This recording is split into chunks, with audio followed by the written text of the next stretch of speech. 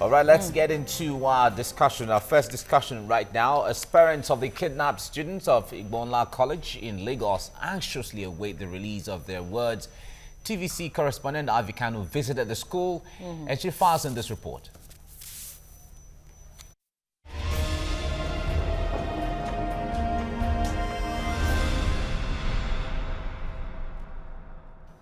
As the kidnap saga enters day 15, it has become imperative to critically take a look at where Igbonla Model College in Epe is located. Located in a village on the outskirts of Epe off Ijebode Road, Igbonla Model College is surrounded by what appears to be a thick bush.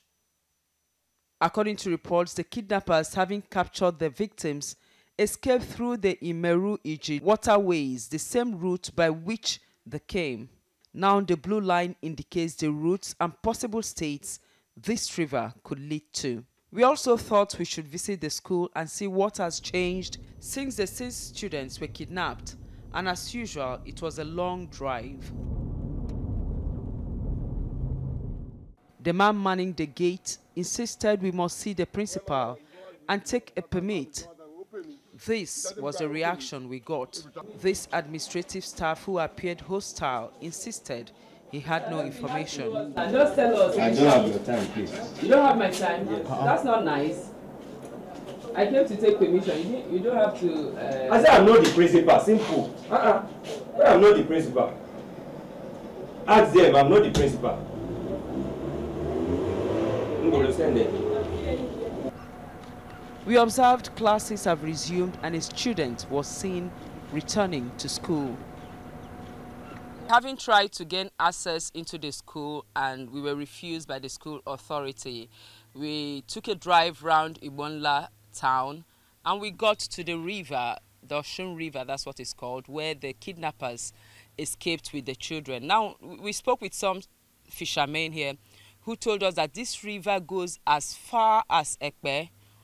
It could also get to Ondo State, it could get to Ogun State, and also Bayelsa State. And if it goes through Epe, it could actually get to the Atlantic Ocean.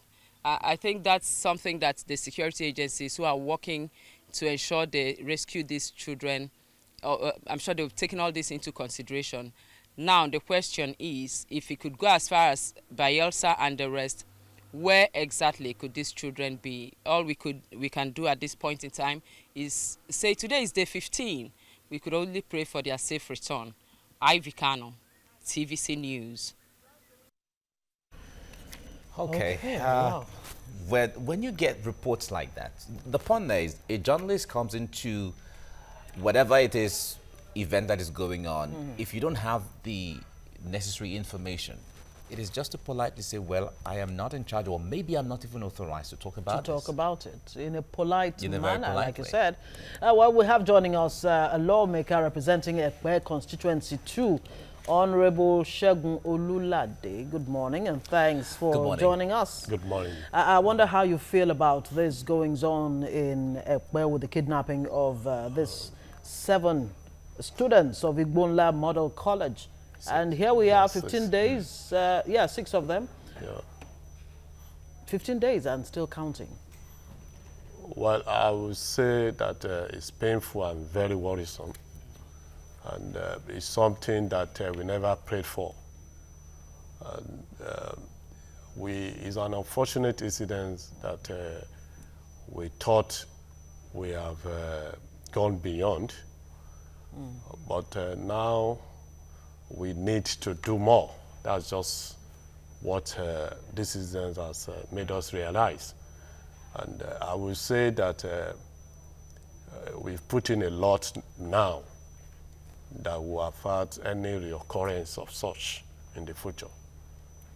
What exactly is in place now to actually prevent a reoccurrence? Because well, Igbonla College is the 2nd time and it's the 4th time in you see, 2 years. let me go deeper a bit concerning the school, the Igbonla College. Igbonla College has won so many laurels, both nationally and state laurel for the school. We are a student of those school of the school. And it shows that is one of the best schools as far as this state is concerned, public school as far as this state is concerned. And that the location also aided that kind of excellence rating of the school. So I would say that it's unfortunate that we are seeing things like this happening. You will agree with me that kidnapping is foreign to us in this part of the world. And what we have been able to do since the first incidents to now, and now seeing that things have not really, because for instance, before this particular incident occurred, we got information about it, but there was, I would say we got conflicting reports about kidnappers being in that, and the policemen and security agencies were adequately informed. And even on the day they struck, there was presence of policemen in the school. Okay. So it shows that they were overpowered. Yeah, it shows that we need to do more, and that's the area I'm trying to go. What more then is required to be done? Yeah, well, because the security matter, there are things that we cannot just say with them. And I want to use this opportunity to also appeal to the media to please, this is not the first time it has happened, and we know how we went about it. And because there are some things that we keep hearing even on newspapers, on social medias, that are not too pleasant, especially supporting what the security agencies are doing to ensure the safety of the children, of the students, and their rescue. So we need to be a bit cautious in this aspect. You were one of the first, on the day it happened, you were one of the first to respond at the school. I remember you were, when parents came to, pull out their children, you were saying, no, that's not the right thing to do first. But if you insist, you have to sign an undertaking and all of that. Now, I want to take it from the perspective of the parents. Some of the parents have protested or demonstrated to the House of Assembly. Some have gone to the government house. And they're saying that government has neglected them.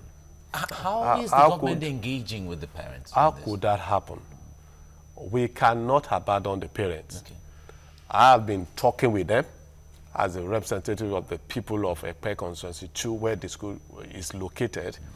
And the Tutor General of the District 3, Mrs. Shulani, have also been engaging with the parents. So, and the security agencies have been having constant interactions with these people. So I find it very unpleasant, and I can share their pain. I can share their anxiety and all sorts. But they should take it easy and try to understand the position of the government in this aspect. We have that responsibility to ensure that we provide security of lives and property and the welfare of our people, is especially with this government of Mr. Akiume Ambodi. And I want to assure you that that is far from the truth. But the parents involved here don't seem to be reassured by statements coming from the state government that government is on top of this situation and all of that. One would have imagined that, since this seems to be a recurrent decimal as far as security is concerned in Lagos, not only in the schools, and with the kind of budget that the Lagos state government is, setting aside for security. I remember in November or thereabout 2016, some 4 billion naira was budgeted for security.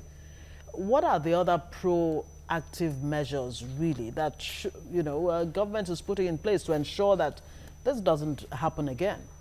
At least not as frequently. I appreciate the fact that you know that the government is concerned and we are doing something about the issue of security. When you look at the population of Lagos and the landmarks and everything, and just apply it with the police, the numbers of police that we have in Lagos State, And that's what gave birth to how we went ahead to start what we call the neighborhood safety corps. Now, there's been a big question mark on that one. How effective are they? People, you see, this is an agency, this is a corps that just starting. And so you should expect that they also have to put in a lot of structures, a lot of things in place. And they are primarily for intelligence gathering.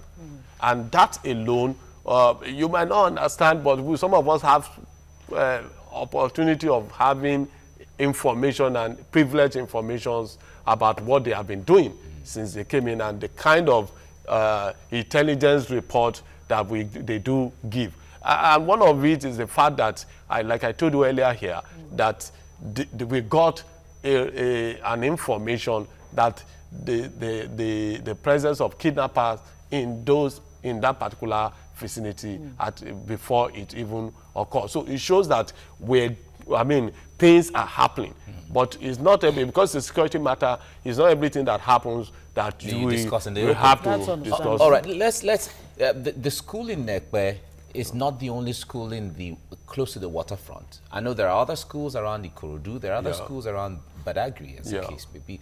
What is the government doing to ensure that all of such schools, because it seems that the trend of kidnapping from the school, it has to do with they're closer to the waterfront and so on. Yeah. What is the government doing to ensure that other schools around as I speak with you now, all our model colleges, all our boarding schools across the states now, we are putting structures that could avert such occurrence. One of it is the fact that we now have cameras, we now have towers. Surveillance cameras within the school? Within the school. We have alarms in case that could trigger if there is any occurrence. And the whole our fence are being littered, and we've cleared all the bushes around those schools, so that we can have a clear picture of the location of those schools. But it means, of course, the riverine schools in the riverine areas are obviously more vulnerable to these kidnappers. Shouldn't there be some kind of extra security surveillance, like helicopters, I agree. Actually moving around? I agree with you. These kidnappers know that the helicopters are there. You have neighborhood watch on the one hand, ensuring that they're parading gunboats and all kinds of things. Yeah, for us in Lagos, we have gunboats, but that also gives us an impression that we need to get more. And also, it's not about Lagos State as a state now. Some of these things happen to be with the issue of the federal government, because the NAVA, they have that responsibility. The Marine Police have the responsibility. These are not totally in our control. We are just giving them the supporting equipment for them to be able to operate and create an enabling environment for them to, operate. But I think the federal government should do more in the area of policing the waterways. All our waterways are porous, no doubt about that. The kind of security that we have in Lagos State, if we can also complement that with other states, and the federal government can also assist us in getting things like this done, I think we will not we're more safer on our waterways. Okay, Honorable Segun Olulade, member, House of Assembly, representing Epe constituency. Thank you very much for coming. It's my pleasure. Thank you so much. And we appreciate your support. Thank you. And we pray that by the grace of God, I want to use this opportunity to talk to our parents and everyone around there. So please support us in this critical period by praying and giving necessary information that could aid the release of our children. All right. Thank you.